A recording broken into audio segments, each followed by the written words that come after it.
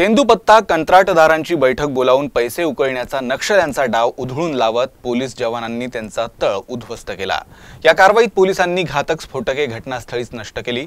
नक्षल्यांनी केलेल्या गोळीबाराला जवानांनी चोख प्रत्युत्तरही दिलं। महाराष्ट्र छत्तीसगड सीमेवरील सावरगाव जवळील घनदाट जंगलात हा थरार घडला।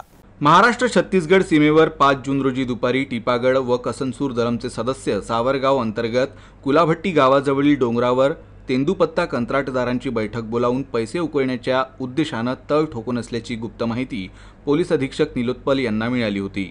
या माहितीच्या आधारे महाराष्ट्र छत्तीसगड सीमेवरील सावरगावाजवळ जवानांनी शोध मोहीम सुरू केली।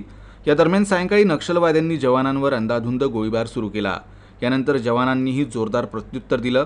घनदाट जंगल आणि अंधाराचा फायदा घेत नक्षलवादी पळून जाण्यात यशस्वी झाले। त्यानंतर परिसरात झडती घेतली असता मोठ्या प्रमाणात तारा, बॅटरी, सोलर प्लेट्स, कपडे, भांडे आणि काही पिट्टू बॅग जप्त करण्यात आल्या। सुरक्षा दलाचं नुकसान करण्यासाठी कॅम्पजवळ एक चार्ज केलेला आयडी देखील ठेवण्यात आला होता। तो बॉम्ब शोधक व नाशक पथकाच्या मदतीने नष्ट करण्यात आला। नक्षली कॅम्प उद्ध्वस्त करण्यात यश आल्याने नक्षल्यांचा घातपाताचा डाव हाणून पाडण्यात पोलिसांना यश आलं आहे। परिसरात पोलिसांनी नक्षलविरोधी मोहीम आता पुन्हा तीव्र केली आहे।